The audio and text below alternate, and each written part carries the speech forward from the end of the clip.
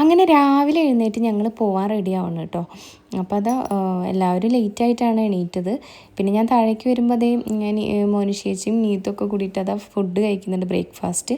പിന്നെ ഞാൻ വിചാരിച്ചു എന്തായാലും കുളിച്ചിട്ട് കഴിക്കാമെന്ന്. അങ്ങനെ അതാ ഞാൻ കുളിയൊക്കെ കഴിഞ്ഞ് വന്നിട്ടുണ്ട് കേട്ടോ. അങ്ങനെ അതാ ഇഡ്ഡലിയും പിന്നെ നമ്മുടെ സാമ്പാറും നല്ല ചട്നിയൊക്കെ ഉണ്ടായിരുന്നു. നല്ല അടിപൊളി ടേസ്റ്റ് ഉണ്ടായിരുന്നു കേട്ടോ.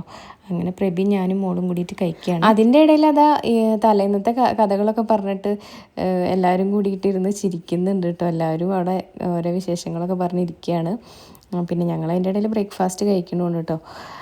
പിന്നെ നാനുമോളാണെങ്കിൽ നാനുവിന് തീരെ പോകാൻ ഇഷ്ടമല്ല കേട്ടോ. അതായത് കുറച്ചും കൂടി സമയം കളിക്കാനൊക്കെ കിട്ടുമെന്നാണ് ആൾ വിചാരിച്ചത്.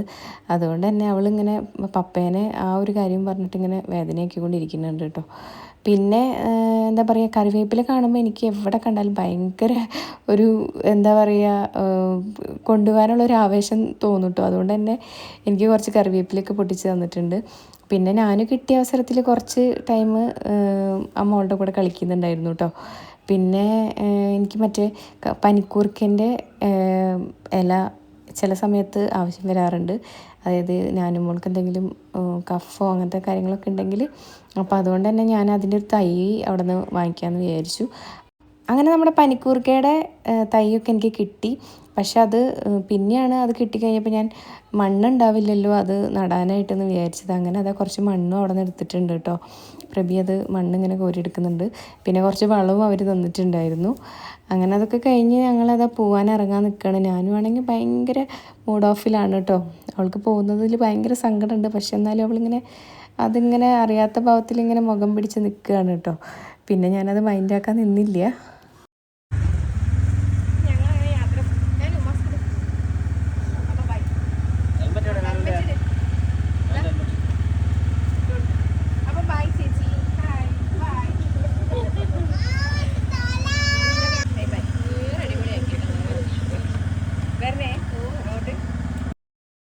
അങ്ങനെ പിന്നെ എല്ലാവരുടെ അടുത്തും യാത്ര പറഞ്ഞ് പിന്നെ ഞങ്ങൾ ഇറങ്ങിയിട്ടെ. അപ്പോൾ അത്രയേ ഉള്ളൂ. അപ്പോൾ ന്യൂ ഇയറൊക്കെ അടിച്ച് പൊളിച്ചു. ഈ ന്യൂ ഇയർ എന്തായാലും മറക്കാൻ പറ്റാത്തൊരു ഫീലിങ്സാണ് കേട്ടോ ഞങ്ങൾക്ക് എല്ലാവർക്കും ഉണ്ടാക്കിയിട്ടുള്ളത്.